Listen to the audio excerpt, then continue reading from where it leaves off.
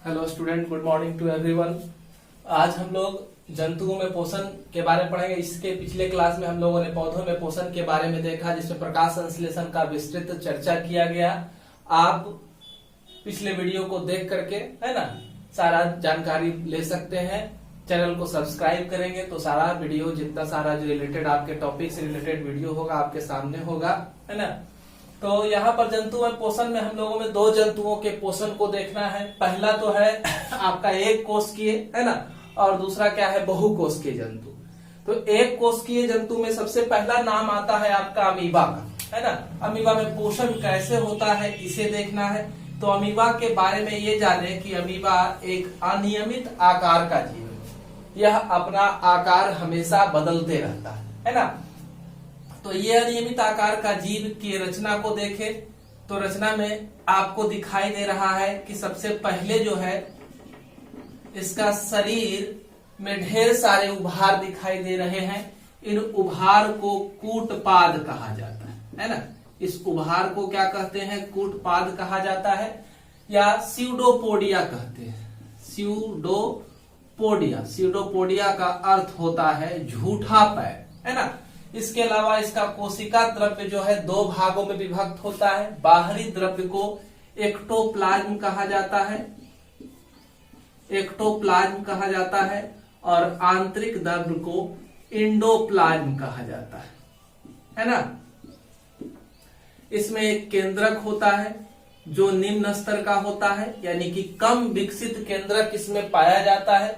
देख रहे हैं कि इस अमीबा में मुंह जैसी कोई रचना नहीं है ना।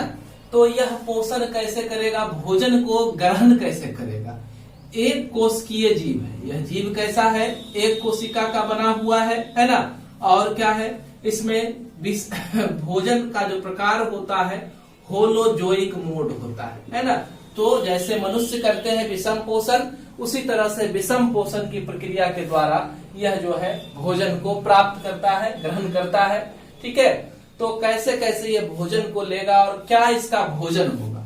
तो भोजन में देखें कि इसका भोजन क्या है, किन चीजों को ये खा सकता है। ठीक है, तो भोजन में ये शैवाल के छोटे छोटे टुकड़े होते हैं, शैवाल के टुकड़े, है ना, जीवाणु, कवक, डाइटम्स, ठीक है, तथा अन्य सड़े गले कार्बनिक पदार्थ। सड़े गले जितने सारे कार्बनिक पदार्थ हैं, वो कार्बनिक पदार्थ जो होते हैं इनके भोजन होते हैं। इन्हीं से यह ऊर्जा को प्राप्त करने का काम करता है ना। ऊर्जा को प्राप्त कहाँ से करता है, तो सड़े गले भोज्य पदार्थ जो है ये सारे, इनसे ये ऊर्जा को प्राप्त करने का काम करता है। अब भोजन ग्रहण करके पाचन के द्वारा कैसे यह ऊर्जा प्राप्त करता है, इस पूरी प्रक्रिया को हम लोग समझेंगे। सबसे पहले यह जो अमीबा है, यह अमीबा का एक्टोप्लाज्म इसके क्या कहते हैं, गति में मदद करता है। एक स्थान से दूसरे स्थान में जाने में यह मदद करता है। इधर कोशिका द्रव्य को बहा देता है और उधर इस तरह से कूटपाद का निर्माण होते रहता है। तो जैसे ही भोजन आता है ना, तो भोजन के चारों तरफ, जैसे ये अमीबा था, है ना, भोजन आया तो भोजन के चारों तरफ इस तरह से अपने शरीर के कूटपाद को यह फैला देता है ना। तो इस प्रक्रिया को क्या कहते हैं, अंतर्ग्रहण कहते हैं। इसे क्या कहते हैं, अंतर्ग्रहण कहा जाता है। यह भोजन को ग्रहण कर रहा है। भोजन कौन कौन था ये बता दिया गया। भोजन को इस तरह से क्या करता है, अमीबा ग्रहण करने का काम करता है। धीरे धीरे यह भोजन धानी का निर्माण करता है और इस तरह से इसके शरीर के अंदर यह भोजन धानी जो है वो चला जाता है। इसी रचना को क्या कहा जाता है, भोजन धानी कहा जाता है। और भोज्य पदार्थ जो है वो अमीबा के शरीर के अंदर पहुंच गए। ठीक है, इस तरह से अमीबा के शरीर के अंदर भोजन पहुंच जाते। तो अंतर्ग्रहण में ही ये आ गया। अब अमीबा कोई विस्तृत जीव तो है नहीं, एक कोशिकीय जीव है। अब इसी के द्वारा देखें कि यह कोशिका द्रव्य को तोड़ करके ही भोजन को ग्रहण किया था। अब फिर कोशिका द्रव्य वहां बन जाएगा, भोजन धानी अंदर चला गया। अब इस भोजन धानी के ऊपर एक कोशिकीय द्रव्य जो है वो काम करना शुरू कर देंगे, है ना। इस एक कोशिकीय द्रव्य के अंदर पाचक एंजाइम मौजूद होते हैं जो भोजन का पाचन करते हैं। ठीक है, धीरे धीरे क्या होगा, भोजन का पाचन होगा, भोजन अच्छी तरह से पच जाएगा। पचने के बाद क्या होगा, यह अमीबा के पूरे शरीर में विस्तृत कर दिया जाएगा, फैला दिया जाएगा, है ना। भोजन जो है अमीबा के पूरे शरीर में इस तरह से फैल जाएगा। ठीक है, तो भोजन अंतर्ग्रहण पाचन है ना, कह सकते हैं इस प्रक्रिया को स्वांगीकरण है। स्वांगीकरण जिसके तहत भोज्य पदार्थ जो है वो पूरे शरीर के अंदर क्या हो गए, पहुंच गए। उसके बाद क्या है कि जो पदार्थ नहीं पचे वो उस अनपचे पदार्थों को शरीर से बाहर निकालने की प्रक्रिया होती है। तो उसको बाहर निकालने के लिए ये क्या करता है, तो शरीर से ही इस तरह से एक कूटपाथ फैल करके आगे बढ़ेगा और गंदे पदार्थ इसमें आ जाएंगे और एक उत्सर्जन थैली का निर्माण होगा। उत्सर्जन रिक्तिका कह सकते हैं इसको, है ना, जिस तरह से, या उत्सर्जन धानी लिखे, यह उत्सर्जन धानी का निर्माण होता है और धीरे धीरे क्या होता है, ये इस जगह से टूट जाता है और इस तरह से उत्सर्जित हो गया, गंदे पदार्थों का बहिष्करण हो गया। तो इस तरह से अमीबा में क्या होता है, पाचन होता है। हम लोगों ने देखा डायग्राम के द्वारा ही, है ना, जो चित्र को प्रस्तुत किया गया स्टेप वाइज सारे चित्रों के द्वारा ही अमीबा में पाचन को आप दिखा सकते हैं। भोजन धानी पाचन हो रहा है, यहाँ पर पाचक रस लिख सकते हैं। इस तरह से, है ना, स्वांगीकरण हो रहा है, भोजन का वितरण हो रहा है, पोषक पदार्थों का वितरण हो रहा है पूरे शरीर में। तो इस तरह से हमारा अमीबा में पाचन खत्म हो गया। देखिए यहाँ पर किसी भी तरह का माउथ नहीं था और मल द्वार भी नहीं था जिससे गंदे पदार्थों को बाहर निकाला जाए। कोशिका झिल्ली स्वयं टूट करके, है ना, इस तरह की रचनाओं का निर्माण करती है। अमीबा के बाद एक कोशिकीय जीव है जो अमीबा से अलग है।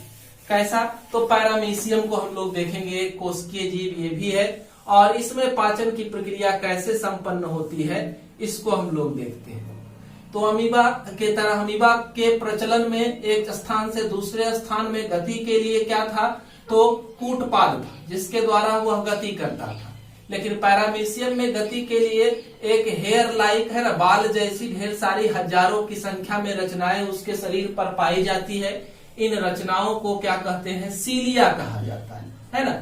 इन रचनाओं को क्या कहते हैं, सीलिया। और सीलिया के द्वारा इनमें गति होती है, साथ ही सीलिया भोजन को पकड़ने में ही मदद करते हैं। तो यह जो रचना बन रही है ये इसका हाइपोस्टोम है, कह सकते हैं कि यह माउथ की तरह काम करता है ना। और एक रचना यहाँ पर पाई जाती है इस तरह से, इसे क्या कहते हैं, साइटोपाइज कहा जाता है। साइटोपाइज कहा जाता है। इसके द्वारा वह गंदे पदार्थों को बाहर निकालता है ना। हाइपोस्टोम से फूड अंदर पहुंचता है, अंदर पहुंचने के बाद यह पूरा चक्कर लगाता है कोशिका के अंदर, पैरामीशियम के अंदर इस तरह से, है ना। और चक्कर लगाते हुए यह वापस जो है ये निकल जाता है, इसके द्वारा पच जाता है तब। तो इस तरह से भोजन के घूम घूम करके पचने की प्रक्रिया को, है ना, भोजन के घूम घूम करके पचने की प्रक्रिया को क्या कहा जाता है, भोजन जो घूम घूम के पच रहा है ना, इस प्रक्रिया को साइक्लोसिस कहते हैं। लोसिस, ठीक है। और इसी में पाचक रस जो है कार्य करते हैं, भोजन को पचाने का काम करते हैं। याद रखेंगे कि पैरामीशियम में दो केंद्रक होता है, एक थोड़ा सा बड़ा, एक थोड़ा सा छोटा। इसके अलावा शरीर के आकार को नियंत्रित करने के लिए, गंदे पदार्थों के बहिष्करण के लिए इसमें संकुचनशील धानी उपस्थित होती है। क्या होती है, संकुचनशील धानी। ये सारी रचनाएं होती है। तो हम लोगों ने देखा कि एक कोशिकीय जीवों में पाचन के लिए विकसित पाचन तंत्र का अभाव होता है। जीव जो है वह अपने शरीर के एक कोशिकीय रचनाओं का, उनके रस का सहारा लेकर के पाचन के प्रक्रम को पूरा करते हैं। अमीबा और पैरामीशियम जो है माइक्रोस्कोपिक जीव है, नंगी आंखों से दिखाई देता नहीं है ना। तो इनके भोज्य पदार्थ भी जो है कार्बनिक पदार्थ अत्यंत ही सूक्ष्म होंगे, सड़े गले होंगे, है ना। तो इस तरह से हम लोगों ने अमीबा में पाचन को देखा। अब हम लोग देखेंगे बहुकोशिकीय जीव में पाचन। बहुकोशिकीय जीव में हम लोगों को पढ़ना है पूरा मानव में पाचन के बारे में, है ना। मानव में पाचन, मानव का पाचन तंत्र कैसा होता है, और पाचक रस कितने सारे हैं, पाचक एंजाइम कौन कौन से हैं, पाचन की प्रक्रिया क्या है, ये सारा हम लोग देखेंगे अगले वीडियो में। अगले वीडियो को पाने के लिए चैनल को सब्सक्राइब करें और आपको सारे वीडियो मिलते रहेंगे लगातार। धन्यवाद।